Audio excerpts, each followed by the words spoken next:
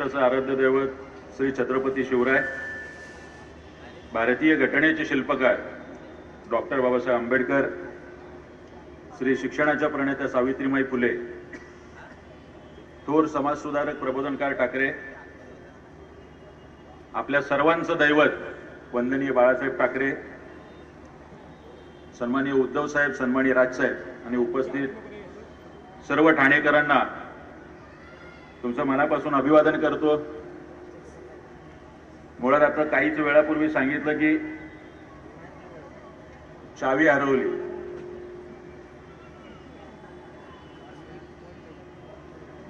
तर ती सूचना का दिली तुम्हाला कळलं असेल। ठाण्यात चोरांचा सुळसुळाट झालाय,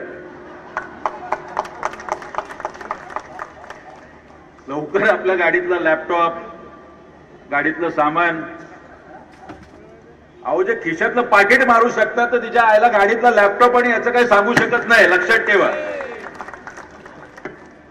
पाकिटमारी चालू आहे सर्व महापालिकांमध्ये। मगाशी आमचं संदीप पाचांगे म्हणाले, कोणीतरी एक प्रशासकीय अधिकारी अतिक्रमण विभागाचा उपायुक्त पाटोळे, ज्याला एसीबीने घातले वेटोळे, घोटाळे, बाप वाचलाय, आता पाटोळे भेटलाय। पुढच्या काही दिवसात पाटोळेचा बाप भेटणार आहे।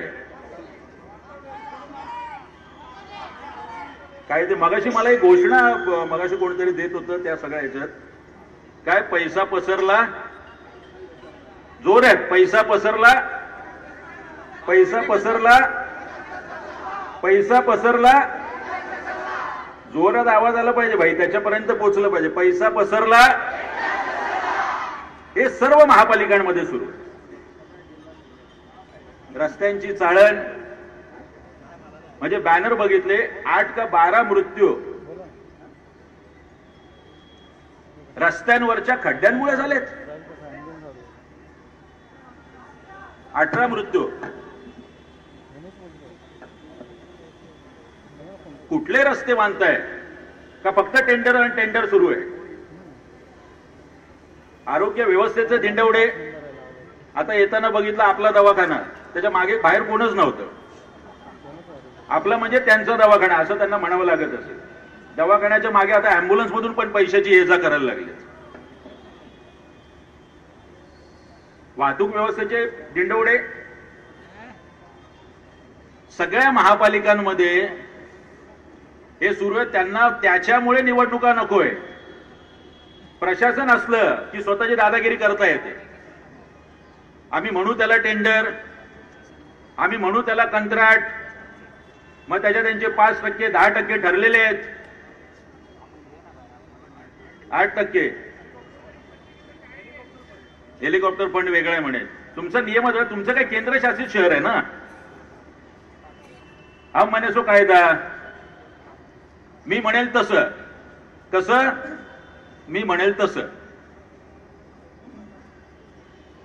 बरं, अजून युती झालेली नाही,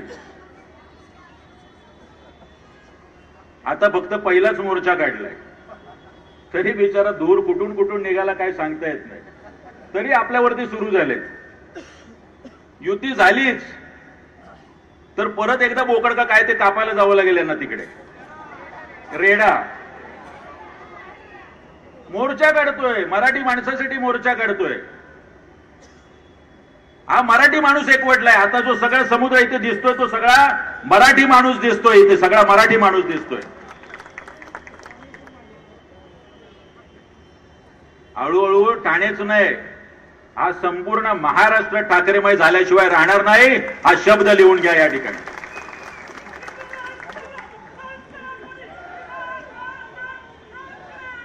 विजय असो।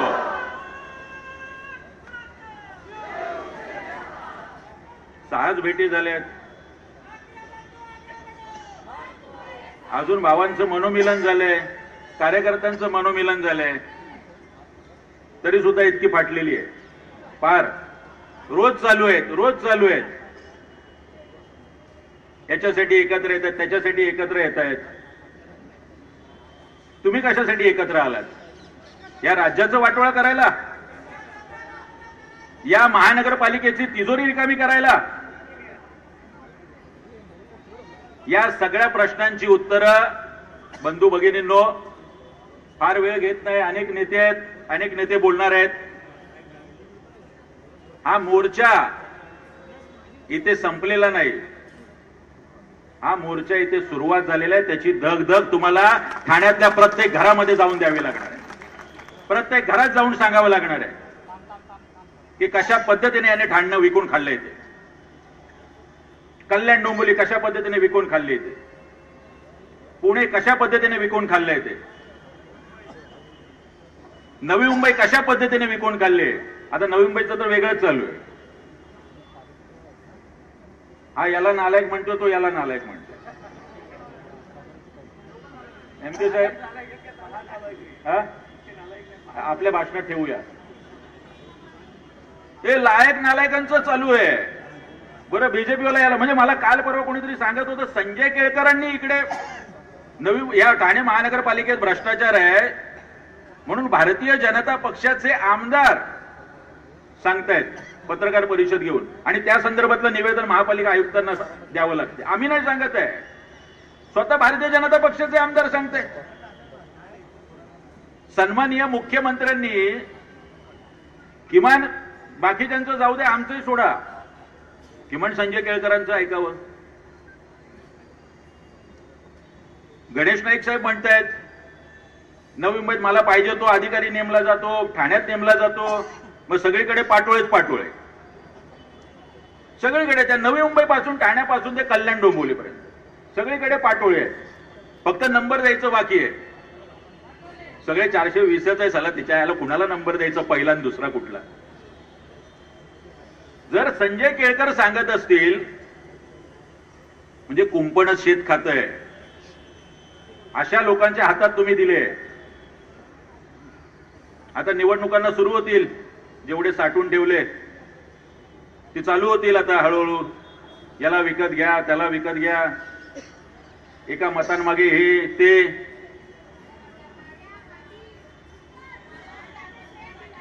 आता ते साड्या वाटायचं जाऊ द्या, यांना आता साड्या घालून यांची धिंड काढायला सुरू करा म्हणजे झालं.